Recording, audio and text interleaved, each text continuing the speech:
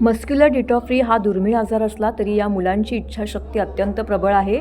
त्याच्या विल पॉवरमुळे आपण सर्वांनी त्यांच्या पाठीशी उभं राहिलं पाहिजे असं प्रतिपादन करत या आजारावरती लस उपलब्ध व्हावी म्हणून राज्य सरकार केंद्र सरकारकडे पाठपुरावा करणार असल्याची ग्वाही उपमुख्यमंत्री एकनाथ शिंदे यांनी दिली आहे. स्वर्गीय गंगूबाई शिंदे सभागृहात आयोजित मस्क्युलर डिस्ट्रॉफीग्रस्त आणि गरजू रुग्णांसाठी इलेक्ट्रिक व्हीलचेअर व वॉटमेड बायपॉप मशीन वितरण कार्यक्रमात ते बोलत होते. यावेळी शिवसेना वैद्यकीय मदत कक्षाचे प्रमुख मंगेश शिवटे, डॉक्टर मंगेश पेडामकर, हरिश्चंद्र सावंत हे उपस्थित होते.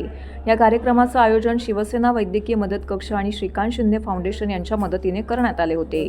या दोन्ही संस्थांच्या माध्यमातून मस्क्युलर डिस्ट्रॉफीग्रस्त मुलांना आणि गरजू रुग्णांना इलेक्ट्रिक व्हीलचेअर, बायपॉप मशीन तसेच इतर वैद्यकीय साहित्यांचं वितरण उपमुख्यमंत्री शिंदे यांच्या हस्ते करण्यात आलं. कार्यक्रमादरम्यान उपमुख्यमंत्र्यांनी तात्काळ 100 अतिरिक्त इलेक्ट्रिक व्हीलचेअर देण्याची घोषणा केली आहे.